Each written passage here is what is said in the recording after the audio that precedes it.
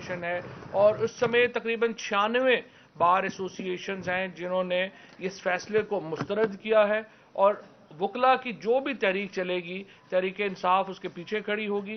तो नजर आ रहा है सामने लिखा हुआ है जुल्म मिटने के लिए दो चीजों से मिटेगा भाई। एक, अदल की कुर्सी पे जो लोग बैठते हैं ना, वो अदल के हिसाब से फैसले करने लगे। दूसरा, कौम निकल खड़ी हो जुल्म के खिलाफ, तो जुल्म खत्म हो जाएगा। या इन दोनों में से कोई एक चीज हो जाए या दोनों हो जाए। अगर 420 का मुकदमा था, उस वक्त अदलिया में जो लोग बैठे हुए केस देख रहे थे, वो पूछते ना यार चीट हुआ कौन है। जब उनको दिखता कोई चीट नहीं हुआ, केस खत्म कर देते। तो जालिम जुल्म कर ही नहीं पाता।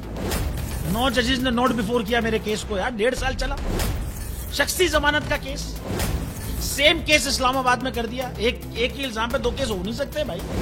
मतलब 60 दिन का वक्त होता है, 102 दिन के बाद मैं जीत गया, केस बरी हो गया, 102 दिन के बाद अपील फाइल की, एक्सेप्ट कर ली। नहीं करते ना एक्सेप्ट, खत्म हो जाता ना जुल्म यार।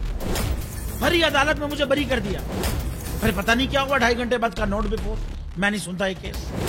खड़े रहते अपने फैसले, मिट जाता जुल्म। अल्लाह ताला ने बिठाया इस इन कुर्सियों पे इनको यार, ये अल्लाह ताला की तरफ से फैसले करते हैं। तो या तो ये फैसले आएंगे, जुल्म मिट जाएगा, या कौम खड़ी हो जाएगी जुल्म के खिलाफ।